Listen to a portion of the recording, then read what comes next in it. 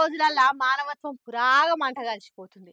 మొన్ననే చూస్తాం కదా, ఆగుకుంట దంచి కొడుతున్న వానలకు నడుములోతు వరద నీళ్ళల్లో కూడా అడుగుల్లో అడిగేసుకొని ఫుడ్ డెలివరీ చేసి వచ్చిన ముచ్చట.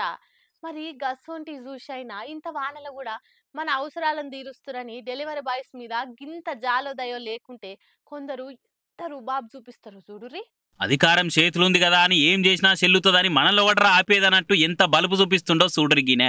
గాజువాకల పార్సిల్ ఇద్దామని పోతున్న ఈ డెలివరీ బాయ్ మీద నట్ట నడిరోడ్డు మీద గిసొంటి ఆగం కథలు పడ్డాడినే. ఈ అన్న ఆయన పాటికాయన నిమ్మలంగా బండి మీద పోతుంటే వెనక పోంటి కారుతోని గుద్దిందట. ఇంకా గుద్దిందే కాకుండా బండిది మేము ఎట్లా పోవాలా, మాకు లేట్ అవుతుంది అనుకుంటే డెలివరీ బ్యాగులు కూడా ఇసిరేసిండు. ఇదేందన్నా నేను ఏం తప్పు చేసినా, మీరే బండి గుద్ది బ్యాగులు ఇసిరేస్తురు కదా అని అంటే నేను సబ్ ఇన్స్పెక్టర్ ని నా మీదకే ఉల్టా మాట్లాడతావా అని అనుకుంటే దావా ఇచ్చిండు. ఇదంతా చూసిన అన్న కార్యకెళ్ళి వీడియో తీసి సోషల్ మీడియాలో పెట్టుడుతోని పోలీసు వాళ్ళు అయితే ఏమైనా కొమ్ములుంటాయా? అధికారం ఉంటే అన్యాయాల మీద కోపం చూపెట్టాలా గానీ అమాయకుల మీద కాదు అనుకుంటే కామెంట్లు పెడుతురు. ఇది చూసిన వాళ్ళంతా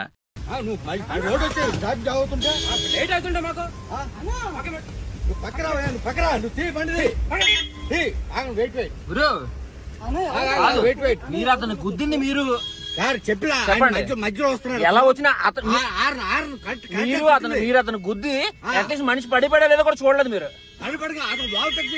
మీరు అట్లీస్ట్ మీరు అతనికి సారీ అని చెప్పాలి. మీరు అతనికి సారీ అని మీరు చెప్పాలి.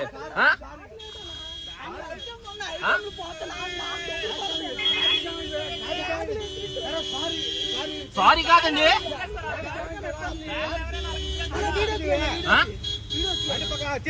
తీస్తాను సార్, తీస్తాను, ఏం పర్లేదు, రాసుకోరు.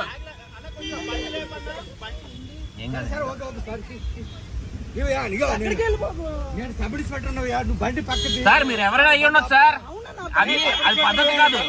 మీరు సబ్ ఇన్స్పెక్టర్ అయితే మీ అబ్బాయిలు ఇసిరేస్తాడా? అలా ఇసిరేస్తాడా మీ అబ్బాయి? మీ అబ్బాయిలు ఇసిరేస్తాడా? అయినా ఇసొంటి కథలు ఎవరైనా పడితే పోయి పోలీసు వాళ్ళకి చెప్పుకుంటారు. అసొంటి పోలీసులే ఇట్లా చేస్తే ఎట్లా చెప్పు? ఇసొంటి వాళ్ళు ఎన్న మాడతారో ఏమో పోరి.